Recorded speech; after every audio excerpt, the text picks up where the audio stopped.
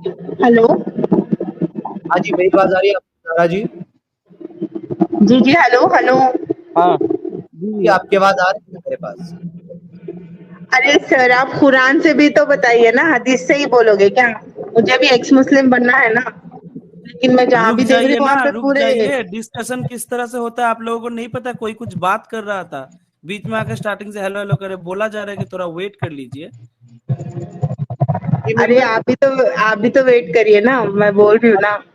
अरे एक अरे रुक सेकंड रुक जाओ दीदी। मोहतरमा रुके। टीम मेंबर रुक जाओ, अपनी बात को बाद में कंप्लीट कर लेना। इन मोहतरमा को शायद ज्यादा जल्दी है, इनसे बात कर लेते हैं। हेलो जी सर, हेलो। मोहतरमा, भाई साहब एक सर सेकंड रुक जाओ। मुझे एक्स मुस्लिम बनना है सर, लेकिन मैं आप जो भी स्क्रीन पे बता रहे हो वो हदीस से है ना, कुरान से भी कुछ बताइए कि मैं भी सोचूं कि अरे हाँ, एक्स मुस्लिम ठीक है।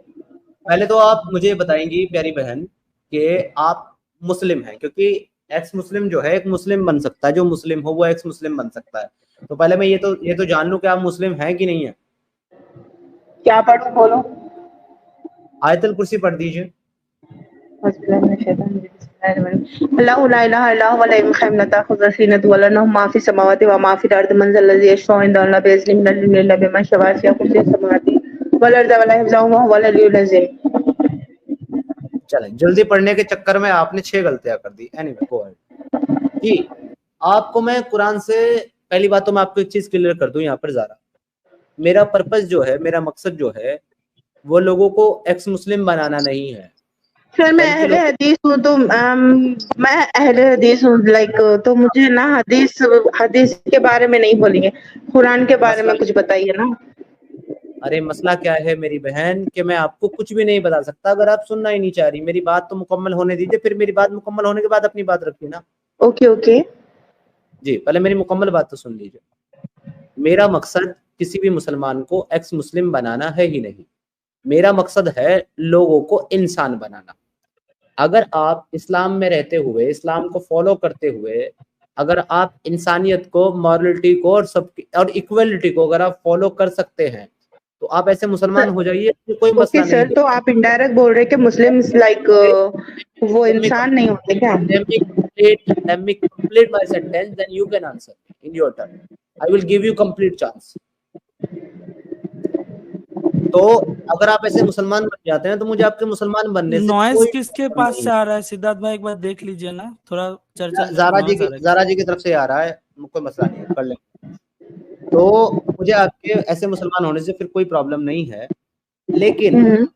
हेयर प्रॉब्लम है, ये सब चीजें फॉलो करके आप मुसलमान नहीं रह सकती, क्योंकि मुसलमान आपको काफिरों के साथ अच्छा सलूक करने की इजाजत देता है, ना उनके साथ दोस्ती करने का आपको हक देता है, ना ही आपको काफिरों को और ईमान वालों को एक एक समझने और एक करने की इजाजत देता है, और ना ही आपका कुरान, पूरी कुरान के अंदर पूरी दुनिया के लिए कोई एक ऐसी अच्छी बात कहता है जो उनके बिलीफ या उनके अकीदे को देखे बिना उनके जैसे साथ कि रहने जैसे का कि हो।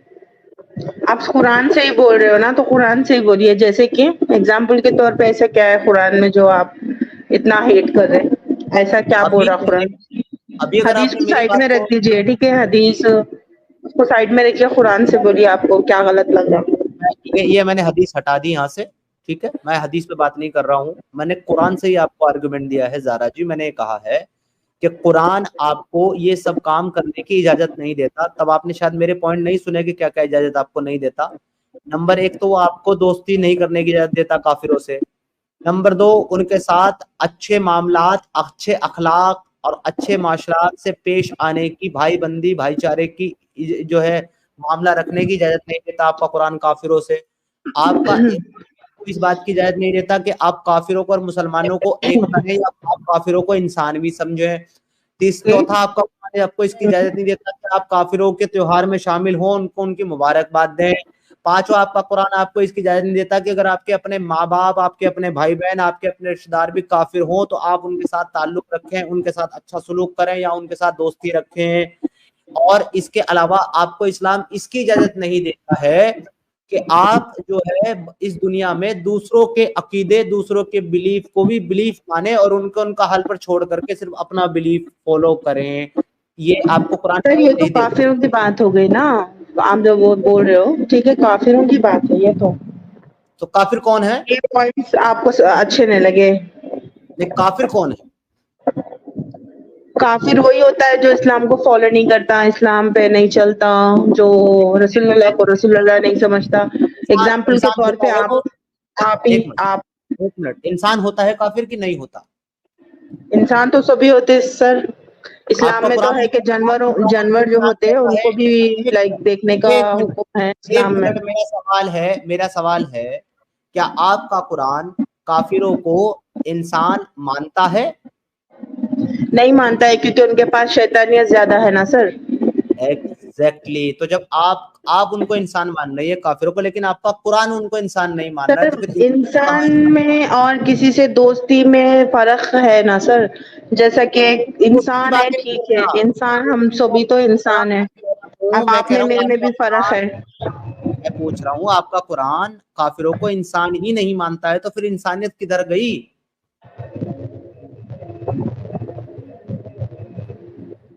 बताइए आप मुझे, कहाँ है इंसानियत फिर इस्लाम में, जब इंसान ही नहीं मानता वो काफिरों को?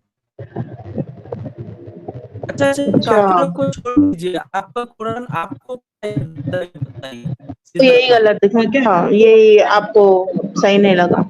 अच्छा मृत्यु भाई, आपका नेटवर्क इशू है। मुझे तो मेरी बहन ये भी सही नहीं लगा है कि आप जैसी लड़कियां और आप जैसी महिलाएं आकर के उस इस्लाम को सही और डिफेंड करने का काम करती हैं, जो आपको खेती बोलता है कि आप सिर्फ मर्दों की खेती है, वो जहां से चाहेंगे आपके अंदर दाखिल होंगे और बच्चे पैदा करेंगे, और वही इस्लाम जो है पर आपको शादी आगे का भी है ना इसमें, बिना आपको बिना शादी के आप नहीं कर सकते हो ना। शादी शादी करके भी तो अगर है ना, आपका निकाह भी तो कुछ चीज है ना सर इस्लाम में। ऐसा ओके, थोड़ी है कि आप किसी को आपका भी कुछ भी कर शोहर, दोगे। हाँ ठीक है ना, शादी शादी के बाद मान लेते चले। अब आप एक बात बताइए, शादी करिए आपके साथ किसी शख्स ने, अगर आप इसको डिफेंड कर रहे हैं तब आपको हर एक चीज से के को डिफेंड करना होगा और आपको बुरा नहीं मानना होगा इसका। अगर आप इसको सही मान रही हैं कि शादी के बाद वो किसी भी रास्ते से जाए, तो अगर आपका शोहर आपके साथ पीछे के रास्ते से जाना चाहे, वुड यू लाइक इट? शादी करके बोल रहा हूँ मैं लाइक करती हूँ ये टॉपिक नहीं सर। आपको कुरान में क्या गलत वो लगा? यही काफिरों टॉपिक के है, पॉइंट्स ये यही वाले जो आप बोल टॉपिक रहे थे, है। काफिरों से दोस्ती आप नहीं करना, उनसे अच्छा बात अफसर नहीं भाई, करना, अभी मेरा ये वॉइस वाले आ रहा आपको अच्छे नहीं लगे। है? नहीं नहीं, आपका नेटवर्क इशू है इच्छा मृत्यु भाई, आप अपना नेटवर्क प्रॉपर ठीक कर। ज़ारा मेरी बात सुनो, जी सर। अगर मैं ये कहता हूँ कि मैं किसी चीज़ को अच्छा मान रहा हूँ, तो वो चीज़ को मैं अगर अच्छा मान रहा हूँ, अच्छी इट भी मीन्स सर, उसको एक अपने लिए, सेकेंड, मैं पहले आपको कुछ पहले बोलना तो चाह आपका रही हूँ। इको, सुन लीजिए, पहले आपका इको है, आप थोड़ा-सा प्लीज़, अगर आपने पंखा चलाया हुआ है, तो या तो उस तरफ से अपना मुँह घुमा लीजिए, या तो फिर आप जो है वहाँ से हट जाइए, पंखा बंद कर दीजिए, क्योंकि वो आपकी तरफ से हवा का बहुत इको आ रहा है बहन। जी, अब आप मैं आपसे ये बोल कंटिन्यू रहा हूँ, बोलिए। अब मैंने आपसे जब कुरान की एक आयत रखी है आपके सामने, सूरह अल बकरा की आयत नंबर 221, आपका कुरान कहता है, मैं आपकी स्क्रीन पर भी लेके आ जाता हूँ, स्क्रीन पर रख करके बात करने में मजा ज्यादा आता है। ये देखिए, मैं शेयर करता हूँ, सूरह सर अल बकरा 223 200, हाँ 223, सूरह अल बकरा की आयत नंबर 223 223, ये कहती है कि तुम्हारी औरतें तुम्हारी खेतियां हैं, तो जिस तरफ से चाहो उनमें दाखिल हो जाओ। ठीक है जी, अब मुझे बताइए कि जिस तरफ से चाहे मर्द आपके साथ जा सकता है, तो आप इसको अगर डिफेंड करने आई हैं और आप इसको एक अच्छी चीज मान रही हैं, तो क्या आप पसंद करेगी कि आपके साथ पीछे के रास्ते से जाएं? Would you like it?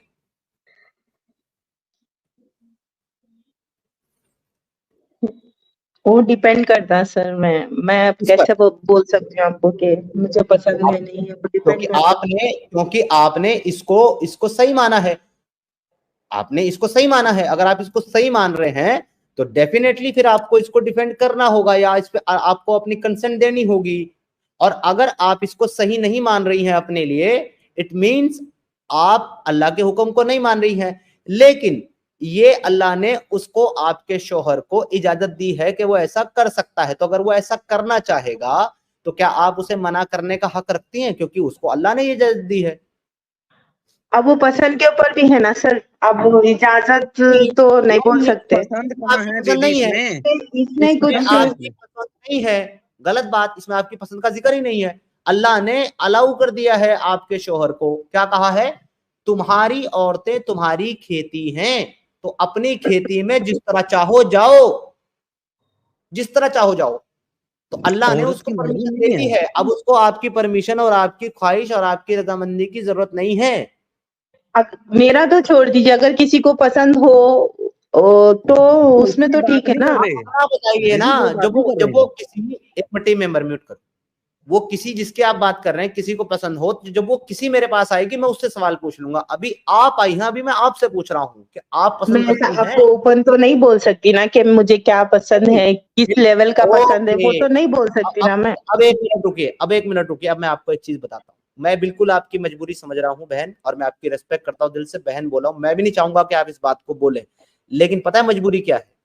मजबूरी ये है, ये आप लोगों की कितनी बड़ी नाकामी है कि जिस चीज को आप इस्लाम में एक्सप्लेन नहीं कर सकती, एक्सेप्ट नहीं कर सकती, उस पर आप ईमान रखती हैं। आपको इसको भरी महफिल में एक्सेप्ट करने में शर्म आ रही है, पर इस पर ईमान रखने में आपको कोई शर्म नहीं। हम ये तो नहीं बता सकते ना।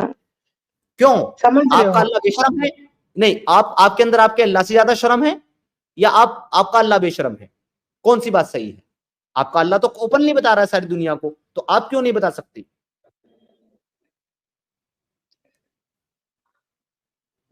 बताइए, आपके अंदर ज्यादा शर्म है कि आपका अल्लाह बेशरम है? वो तो ओपनली बता रहा है, पर आप नहीं बोल सकती।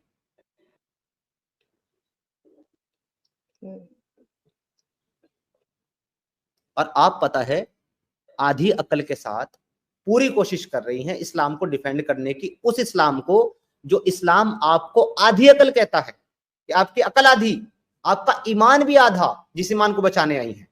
Narrated Abu Sayyid Khudri radiyallahu ta'ala anhu, once Allah's messenger went out to the musalla to offer the prayer of Eid al-Adha और Eid ul Fitr.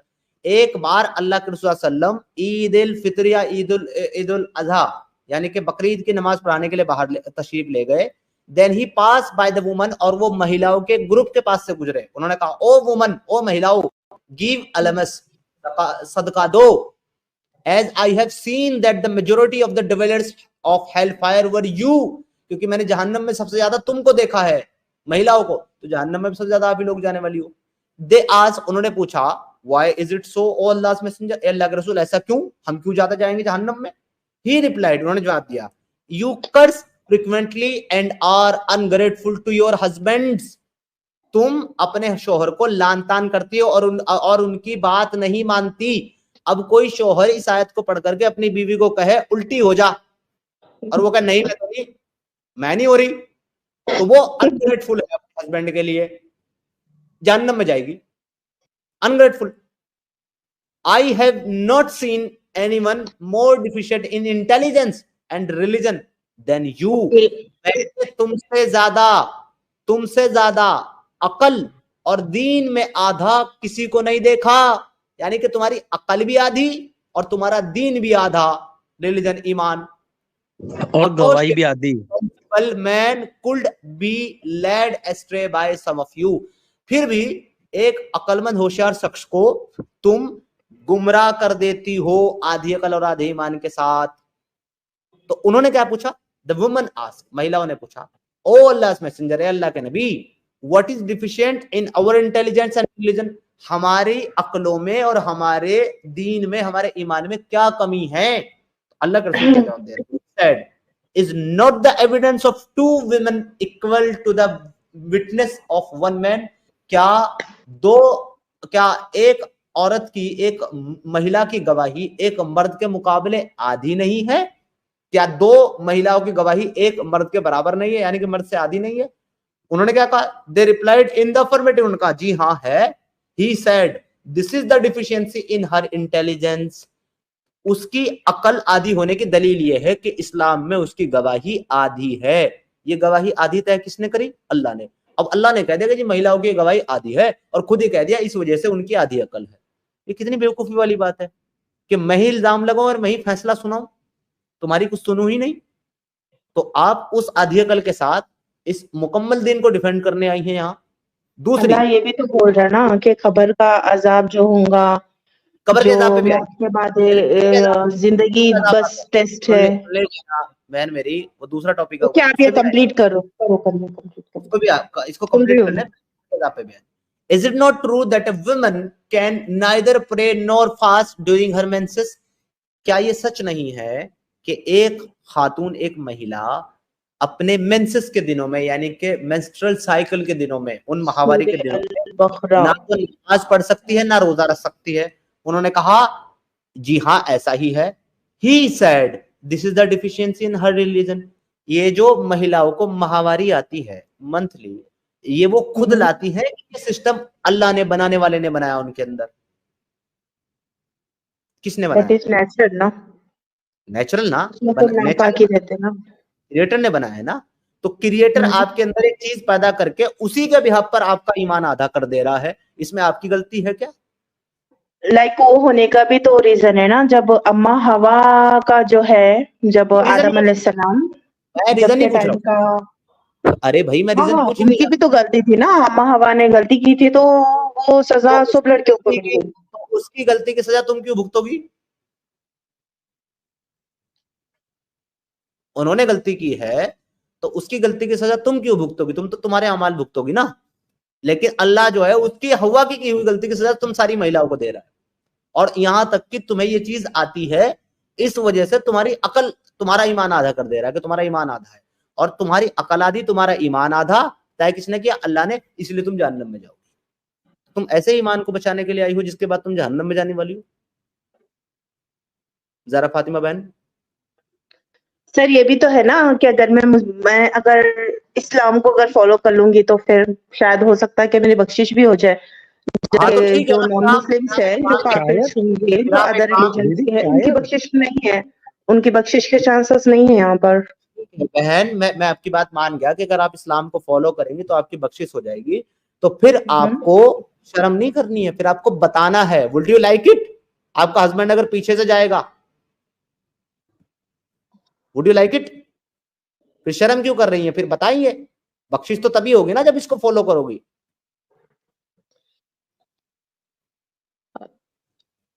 Okay. Would you like it? Okay. Would you like it?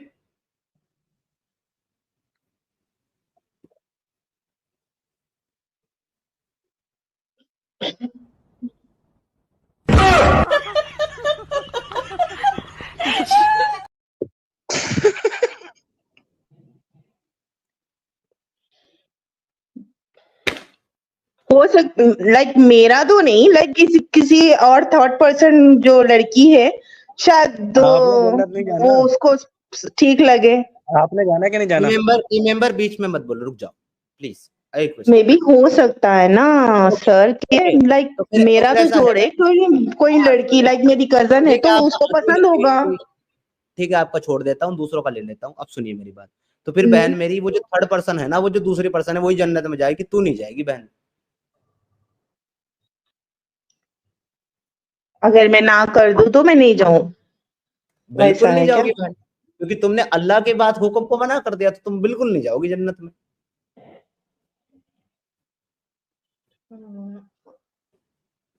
अल्लाह की कुरान की आयतों का इनकार करने वाला जन्नत में कैसे जाएगा बहन?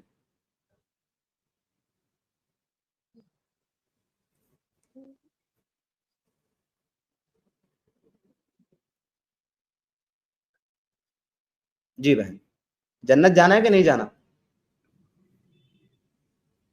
ऑब्वियसली जाना है। Then accept it. क्या एक्सेप्ट करे, बताएं क्या एक्सेप्ट करे? है, फक्र से कहो हम अपने शोहर को हर तरफ से देंगे।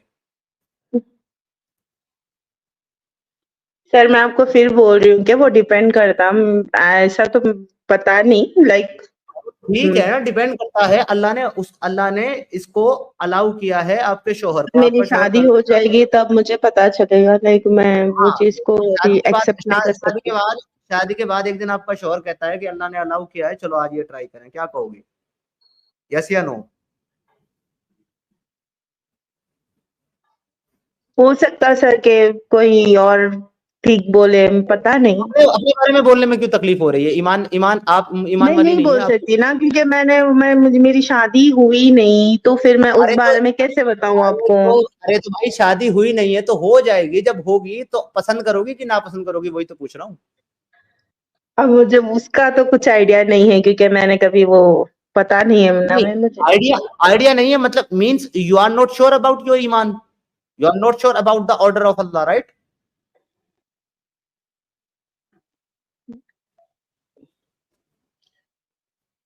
ओके, तो अगर हस्बैंड को पसंद, ठीक है मैं समझ रही हूँ आप जो बोल रहे हो, कि हस्बैंड को अगर कुछ पसंद है तो वो बोलेगा कि वो पसंद है, तो उसको ओके, अगर उसको मना कर दिए तो अल्लाह के हुक्म का इनकार, शोहर की नाफरमानी, नतीजा जहन्नम रसीद।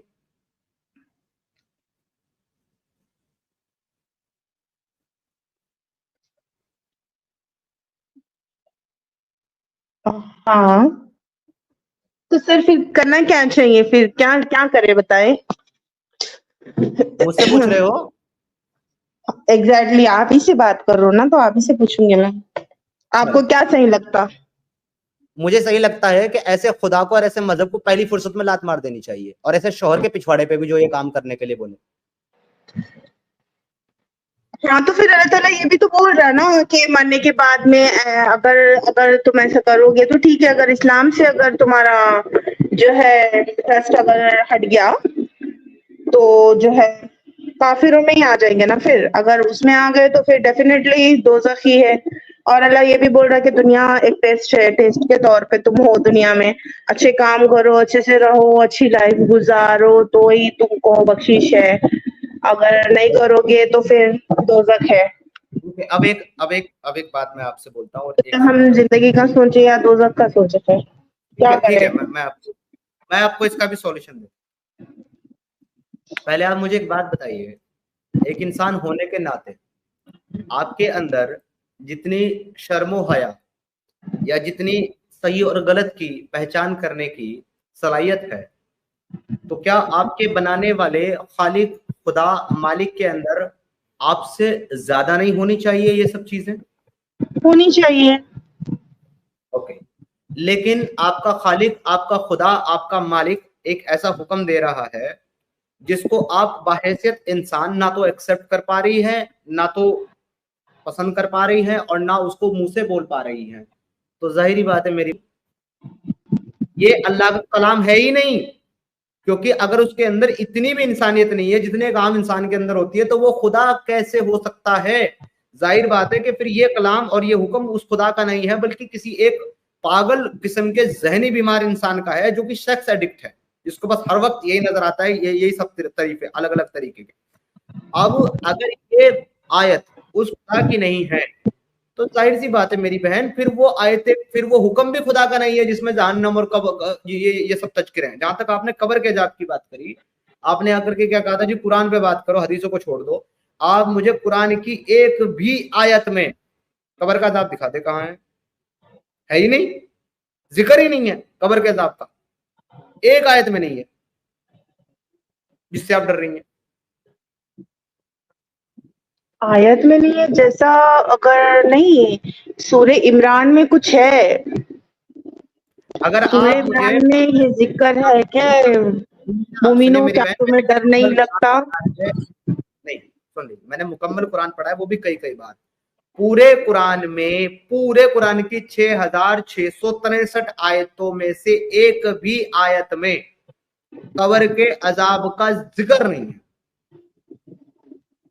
है ही नहीं। मरने के बाद का भी जिक्र नहीं है, मरने के बाद क्या होगा। वो जिक्र है, कब्र के अजाब का जिक्र नहीं है। दीदी आप जन्नत में क्या करोगे जाके?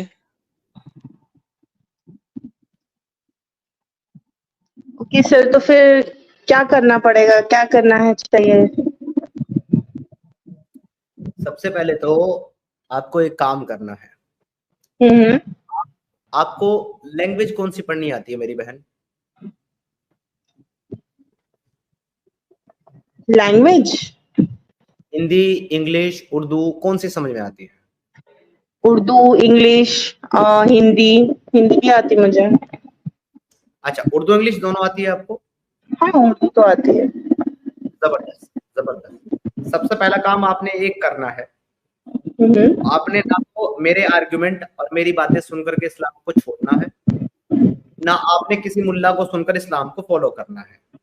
आपने अब यहाँ से जब स्ट्रीम से जाना है, तो जाने के बाद आज से आपका पहला और आखिरी काम ये है, आपने कुरान की एक एक आयत का ट्रांसलेशन उर्दू या इंग्लिश में पढ़ना है खुद, फ्रॉम स्टार्ट टू एंड। एक एक अरबिक आयत से पढ़ के। अरबी आप पढ़े ना पढ़े, ट्रांसलेशन पढ़ लें, जो आपको समझ में आती है लैंग्वेज, उस लैंग्वेज में जिसका आपको ट्रांसलेशन अच्छा लगता है उसका पढ़ लें। हाँ। ये आप कीजिए, लेकिन एक शर्त है इसको पढ़ने की, वो ये है, ये जो ईमान का चश्मा आपने लगाया हुआ ना, लकड़ी वाला जिसके आर पार कुछ नहीं दिखता, ये ईमान का चश्मा उतार करके पढ़ना है कि मैं समझना और जानना चाहती हूँ कि कुरान में लिखा हुआ क्या है। अगर आपने एंड करते करते आपको ये लगा कि नहीं, कुरान एक बहुत बेहतरीन किताब है, बहुत अच्छी बातें इसके अंदर लिखी हुई हैं, एक चीज क्लियर कर दो ना प्लीज आप सर। मैं करूंगा, मेरी बात कंप्लीट। मुझे आपसे ये पूछना है कि अल्लाह ताला ये बोल रहा है कि अपने शर्मगाहों की हिफाजत करो, जब के ओपनली अगर ये चीज मेंशन है कुरान में कि आप जो भी है राइट लेफ्ट कर सकते हो, तो फिर शर्मगाहों की हिफाजत करो ये वाला वर्ड क्यों यूज करे? क्योंकि वो शर्मगाहों की हिफाजत जो है वो बीवी और लौंडियों से नहीं करनी, बाकियों से करनी है, तो वो तो बीवी है। हाँ, तो बात बीवी की हो रही है। मैं आपको दिखा देता हूँ, आयत दिखा देता हूँ। यहाँ पर जो किया गया है कि औरतें तुम्हारी खेतियां जिस तरह से चाहो, वो बीवियों के बारे में है। और सूरह अल मोमिनून की आयतों में वो जिक्र है 5, जब आप पढ़ेंगे, वल्लज़ीना हुम लिफुरूजिहिम हाफिजून, जो अपनी शर्मगाह की हिफाजत करने वाले हैं। अगली क्या कहती है? इल्ला अला अजवाजिहिम औ मा मलकत अयमानुकुम फइन्नहुम गैरु मलूमीन, बजुज पाए अपनी बीवियों और अपनी मिल्कियत की लोंडियों के, यकीनन इनसे करना मलामत नहीं है। मतलब क्या मिल्कत, मतलब क्या होता मिल्कत? मिल्कियत का मतलब होता है वो गुलाम लौंडियां जो मुसलमानों के हाथों जंग के बाद आ गई हों और मुसलमानों ने उनको अपनी कैदी गुलाम बना लिया हो, मुसलमान उनके साथ बगैर निकाह किए उनके साथ सेक्स इंटरकोर्स कर सकता है, और इनकी तादाद बिना निकाह के आप किसी गैर औरत के साथ में कुछ कर सकते हैं क्या? गुलाम लौंडी के साथ अलाउ है, वही शायद में लिखा हुआ है, इल्ला अला अजवाजिहिम, सिवाय अपनी बीवियों के, औ मा मलकत अयमानुकुम, और तुम्हारी मलकत वाली मलकल यमीन, यानी कि तुम्हारी राइट हैंड पॉजेस गुलाम लौंडियों के, इनके साथ इंटरकोर्स करना अलाउ है इस्लाम में, कुरान में भी। और गुनाह नहीं होगा फिर जो कर रही है उसको, या फिर जो भी है लड़का, उस दोनों को गुनाह नहीं होगा फिर? जी नहीं, इसी आयत में लिखा हुआ है गैरु मलूमीन, इसमें कोई मलामत, कोई गुनाह नहीं है।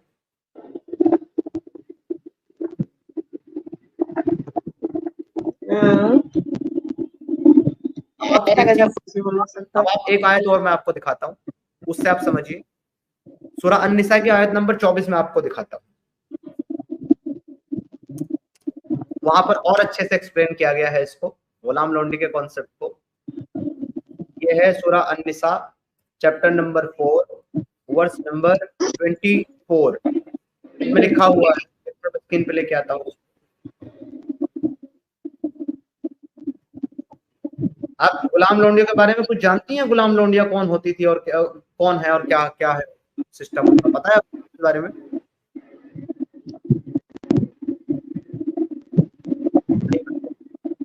ये देखिए, तो अन-निसा की आयत नंबर 24 क्या कहती है? वल मुहसिनातु मिनन निसाई इल्ला मा मलकत अयमानुकुम, किताबुल्लाह अलैकुम उहिल्ला लकुम मा बराअ ज़ालिकुम अन तब्तगु बिअम्वालिकुम मुहसिनीन गैरि मुसाफिहीन। यहाँ पर अल्लाह 23 में हुर्रिमत का लफ्ज इस्तेमाल करके ये कह रहा है कि तुम्हारे लिए किन किन औरतों से निकाह करना जायज नहीं है, मना किया गया है।